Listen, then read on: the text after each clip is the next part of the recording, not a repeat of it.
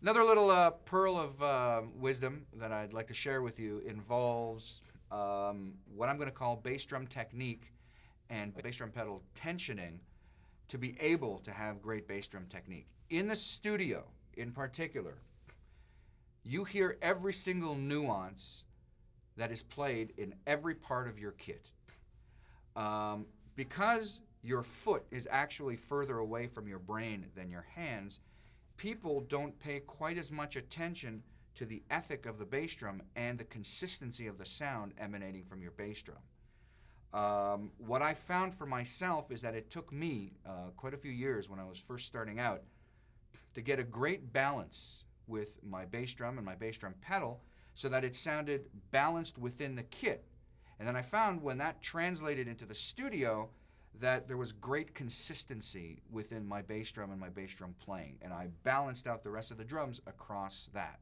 Because at the end of the day, especially in modern music, everything is built from the ground up. So all the pop and rock and most of the other studio stuff that I do requires tremendous consistency in the bass drum, but for consistency to have a true ethic, a true feel to itself, not just to be something that you hit with your foot because it's part of a lick or a groove that you're playing.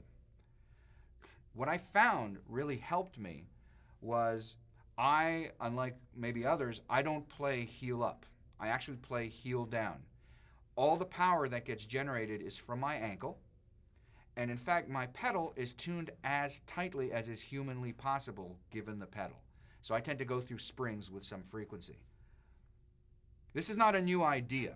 The first person that I can remember who did this was John Robinson, and I remember him speaking about it in a Modern Drummer many, many years ago, saying as how his pedal was tuned as high as it possibly could because he wanted to maintain the control of what it was that was going on the bass drum. He didn't want the pedal to play him. So this is something that I've also worked on, and I found that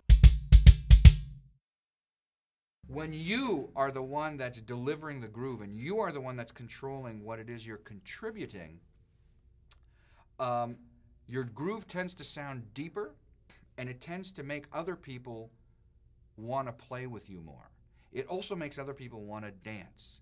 And I don't know about you, but I'm always totally thrilled when I'm in a band and I'm playing and I'm seeing the guys around me kind of boogieing and getting down with what's going on. Why that juices me so much is because I know that the ethic of what I've tried to do with the bass drum, from building from the bottom up, from the ground up, is really there. And I do attribute that to gradually over the years tightening my pedal to where everything I do down there is completely a function of my control.